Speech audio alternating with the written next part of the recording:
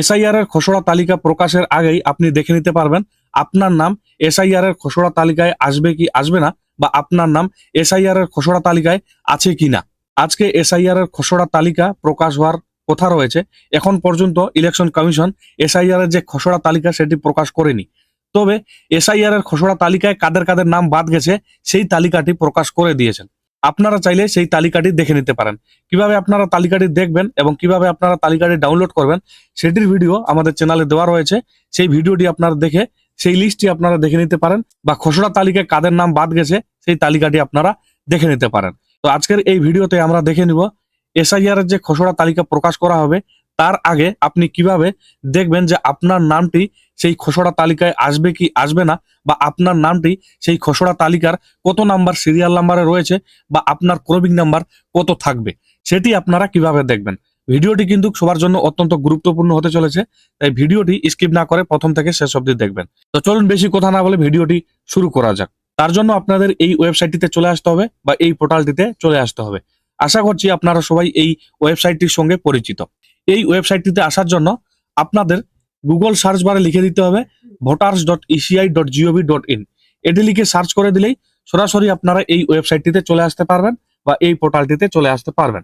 অথবা আপনারা যদি গুগল সার্চ বারে এনভিএসপি এটি লিখে সার্চ করে দেন, আপনারা দেখতে পাচ্ছেন এইভাবে আপনারা এনভিএসপি লিখে সার্চ করে দিবেন। সার্চ করে দিলেই প্রথমে যে লিঙ্কটি দেখতে পাচ্ছেন home page election commission of India, এই অপশনটিতে ক্লিক করে দিলেই সরাসরি আপনারা এই ওয়েবসাইটটিতে চলে আসতে পারবেন, বা এই পোর্টালটিতে চলে আসতে পারবেন। এবার এই ওয়েবসাইটটিতে আসার পর বা এই পোর্টালটিতে আসার পর আপনারা স্ক্রল করে একটু নিচে যাবেন। স্ক্রল করে নিচে আসার পর আপনারা এখানে একটি অপশন পেয়ে যাবেন search your name in voter list. এই অপশনটিতে আপনাদের ক্লিক করতে হবে। ক্লিক করে দেওয়ার পর আপনাদের সামনে এইরকম একটি ইন্টারফেস চলে আসবে। এরপরে আপনারা এখানে দেখতে পাচ্ছেন সিলেক্ট ল্যাঙ্গুয়েজ, এখানে আপনাকে ভাষা সিলেক্ট করতে হবে। তার জন্য আপনারা এই সিলেক্ট ল্যাঙ্গুয়েজের এখানে ক্লিক করে দিবেন। এখান থেকে আপনি ভাষা সিলেক্ট করে নেবেন। ভাষা সিলেক্ট করে নেওয়ার পর এরপর এখানে আপনারা দেখতে পাচ্ছেন এখানে বলা হয়েছে ইপিক নাম্বার, এবং এখানে আপনারা দেখতে পাচ্ছেন ইওর ইপিক নাম্বার। এখানে আপনাকে আপনার ইপিক নাম্বার বা ভোটার কার্ডের নাম্বারটি বসিয়ে দিতে হবে। আপনারা আপনাদের ভোটার কার্ড থেকে দেখে এখানে ইপিক নাম্বারটি বা ভোটার কার্ডের নাম্বারটি লিখে দিবেন বা বসিয়ে দিবেন। ভোটার কার্ডের নাম্বারটি বা ইপিক নাম্বারটি বসিয়ে দেওয়ার পর এরপর আপনারা এখানে স্টেট দেখতে পাচ্ছেন, এখান থেকে আপনাকে আপনার স্টেট বা রাজ্যের নাম সিলেক্ট করে নিতে হবে। এখানে আপনি ওয়েস্ট বেঙ্গল সিলেক্ট করে নেবেন। সিলেক্ট করে নেওয়ার পর আপনারা একটু স্ক্রল করে নিচে যাবেন। এরপর এখানে আপনারা একটি ক্যাপচার কোড দেখতে পাচ্ছেন, এই ক্যাপচার কোডটি আপনারা এই ইন্টার ক্যাপচারের এখানে পুট করে দিবেন। যদি ক্যাপচার কোডটি বুঝতে অসুবিধা হয় বা আপনারা বুঝতে পারছেন না, তাহলে আপনারা এই রিফ্রেশের অপশনে ক্লিক করে ক্যাপচার কোডটি পরিবর্তন করে নিতে পারবেন। ক্যাপচার কোডটি বসিয়ে দেওয়ার পর আপনারা এই সার্চ অপশনে ক্লিক করে দিবেন। অপশনে ক্লিক করে দেওয়ার পর আপনাদের সামনে এইরকম একটি ইন্টারফেস চলে আসবে। এখানে আপনি আপনার ইপিক নাম্বার পেয়ে যাবেন, এখানে নাম পেয়ে যাবেন, এখানে বয়স পেয়ে যাবেন, এখানে রিলেটিভের নাম পেয়ে যাবেন, স্টেট, ডিস্ট্রিক্ট, অ্যাসেম্বলির নাম অর্থাৎ বিধানসভা কেন্দ্রের নাম, এখানে পার্ট নেম পেয়ে যাবেন, এখানে পোলিং স্টেশনের নাম পেয়ে যাবেন অর্থাৎ আপনার বুথের নাম পেয়ে যাবেন। এরপর এখানে আপনার পার্ট সিরিয়াল নাম্বার অর্থাৎ আপনার যে ভোটার কার্ডের সিরিয়াল নাম্বার রয়েছে সেটি কত নাম্বারে রয়েছে।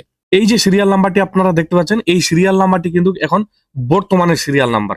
আগের যে সিরিয়াল নাম্বারটি ছিল আপনারা হয়তো চেক করে দেখবেন, আপনার যে এসআইআর এর ফর্ম রয়েছে, যে ফর্মটি আপনি বাড়িতে রেখেছেন, সেই ফর্মের উপর দিকে আপনারা বা উপরের অংশে আপনারা একটু লক্ষ্য করে দেখবেন যে আপনার ভোটার কার্ডের নাম্বার দেওয়া আছে, আপনার নাম দেওয়া আছে এবং আপনার বুথের নাম দেওয়া রয়েছে। সেখানে কিন্তু আপনার সিরিয়াল নাম্বারটি দেওয়া রয়েছে। সেই সিরিয়াল নাম্বারের সঙ্গে আপনারা এই সিরিয়াল নাম্বারটি মিলিয়ে নেবেন, দেখবেন এই সিরিয়াল নাম্বারটি আলাদা রয়েছে এবং আগে যে সিরিয়াল নাম্বারটি ছিল সেই সিরিয়াল নাম্বারটি আলাদা রয়েছে। তো এখানে আপনি আপনার ভোটার কার্ড নাম্বার দিয়ে সার্চ করার পর আপনার যদি ইপিক নাম্বারের অর্থাৎ আপনার যদি ভোটার কার্ডের ডিটেল সমস্ত শো করে বা দেখায়, তাহলে আপনি মনে করবেন এসআইআর যে খসড়া তালিকা প্রকাশ হতে চলেছে সেই তালিকায় আপনার নাম রয়েছে, এবং সেই তালিকায় আপনার যে সিরিয়াল নাম্বার রয়েছে সেই সিরিয়াল নাম্বারটি আপনারা এখানে দেখতে পারবেন। তবে বর্তমানে যে খসড়া তালিকা থেকে যাদের নাম বাদ গেছে সেই তালিকায় যাদের নাম রয়েছে অর্থাৎ বাদ যাওয়া লিস্টে বা বাদ যাওয়া তালিকায় যাদের নাম রয়েছে সেই তালিকার একটি ইপিক নাম্বার আমি এখানে সার্চ করে আপনাদের দেখাচ্ছি। আমি সেই খসড়া তালিকা থেকে বাদ হয়ে যাওয়া নামের মধ্যে একটি ইপিক নাম্বার এখানে পুট করে দিয়েছি, এরপর ক্যাপচার কোডটি বসিয়ে দিয়েছি। এরপর সার্চ অপশনে ক্লিক করে দিব। সার্চ অপশনে ক্লিক করে দিলেই আপনারা দেখতে পাচ্ছেন এখানে চলে এসেছে। এখানে বলা হয়েছে নো রেজাল্ট ফান্ড, অর্থাৎ বর্তমানে যে তালিকাটি প্রকাশ করেছেন অর্থাৎ এএসডি তালিকাটি প্রকাশ করেছেন সেই তালিকায় যে সমস্ত নাম রয়েছে বা যে সমস্ত ইপিক নাম্বার রয়েছে সেই সমস্ত নাম বা সেই সমস্ত ভোটারের নাম বাতিল করে দেওয়া হয়েছে, বা 2025-এর যে ভোটার তালিকা ছিল সেই তালিকা থেকে বাতিল করে দেওয়া হয়েছে। তো বন্ধুরা, এইভাবে আপনারা দেখে নিতে পারবেন এসআইআর এর যে খসড়া তালিকা প্রকাশ করা হবে সেই তালিকায় আপনার নাম আসবে কি আসবে না, বা সেই তালিকায় আপনার নাম কত নাম্বার ক্রমিক নম্বরে রয়েছে বা কত নম্বর সিরিয়ালে রয়েছে সেটি আপনারা দেখে নিতে পারবেন। আশা করছি ভিডিওটি আপনাদের ভালো লেগেছে। যদি ভিডিওটি ভালো লেগে থাকে তাহলে অবশ্যই ভিডিওটিতে একটি লাইক দিবেন। পাশাপাশি চ্যানেলে নতুন হলে অবশ্যই চ্যানেলটিকে সাবস্ক্রাইব করে পাশে থাকা বেল আইকনটি ক্লিক করে রাখবেন পরবর্তীতে এইরকম তথ্যমূলক ভিডিও পেতে।